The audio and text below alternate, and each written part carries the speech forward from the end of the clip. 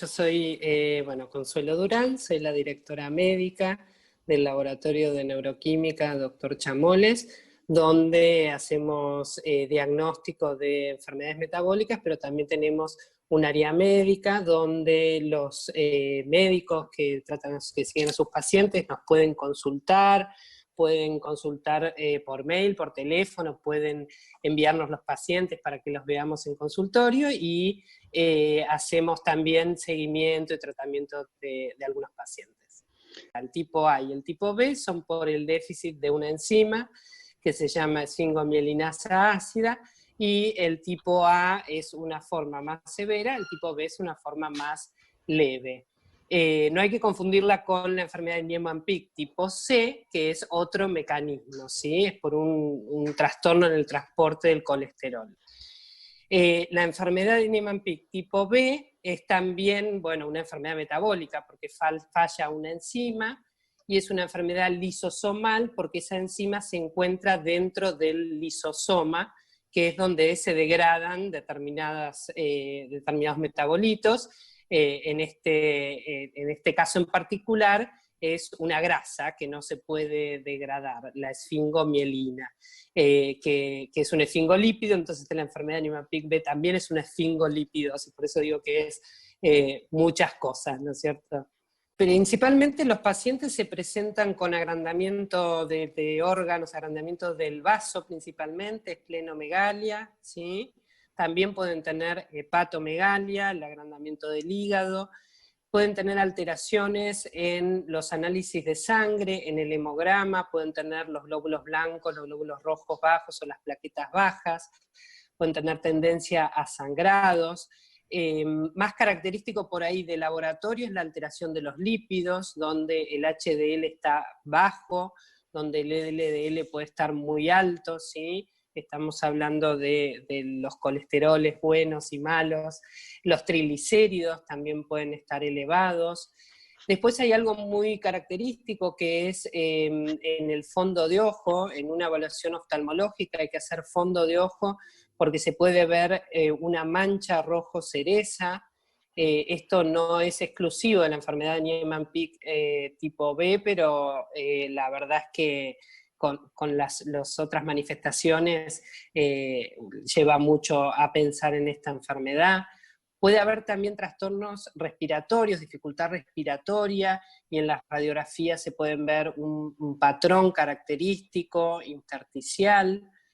Y puede haber también alteraciones óseas como osteopenia, osteoporosis, así que la verdad es que afecta muchos órganos y sistemas. Entonces, bueno, hay que conocer, ¿no?, para poder pedir los exámenes complementarios correspondientes, la evaluación oftalmológica con el fondo de ojo, la ecografía abdominal, la radiografía o tomografía de tórax, los análisis de sangre, que nos van a dar estas alteraciones que nos van a hacer pensar. A veces también sucede que como los pacientes tienen esplenomegalia, puede ser que se realice una punción, una aspiración de médula ósea, y ahí se ven algunas alteraciones. No digo que hay que hacerla para hacer el diagnóstico, pero bueno, a veces nos llegan los pacientes con estas alteraciones en la punción, aspiración de médula ósea, que también no son exclusivas de Niemann-Pick, pero son muy sugestivas.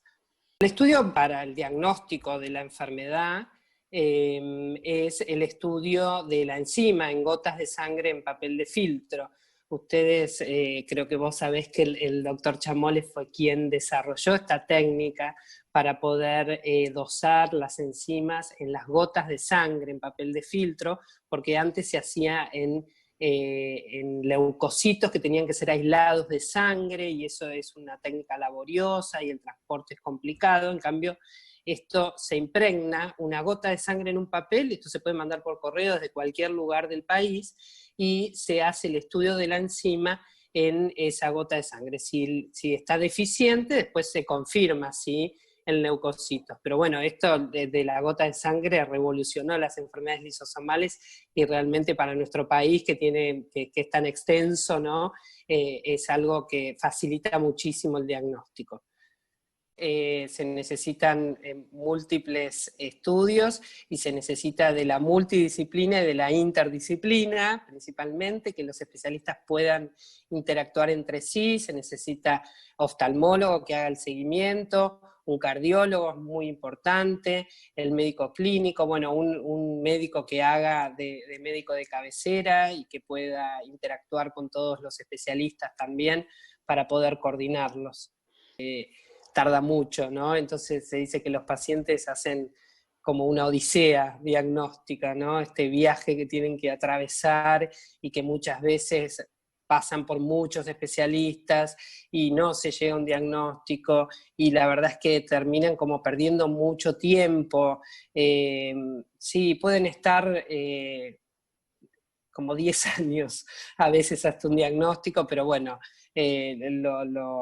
un promedio podemos decir que de 5 años puede ser, sí, años puede ser. Pueden tener la suerte de hacerlo rápidamente, pero puede ser que estén años y uno ve después como retrospectivo, bueno, a mí me pasaba esto, y consultaron muchos especialistas y bueno, y se demora. Sí, hay una demora en el diagnóstico muy importante y tratamos justamente con esto que haces vos y mucha gente, de poder difundir aspectos de estas enfermedades para que justamente esto no sea una odisea diagnóstica y los pacientes puedan tener un diagnóstico más tempranamente.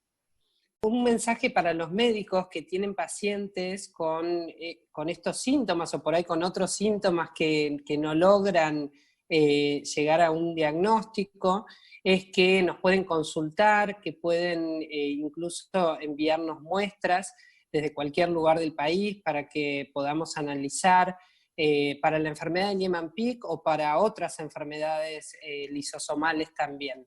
Así que, bueno, esperamos las consultas para poder llegar a un diagnóstico temprano para los pacientes.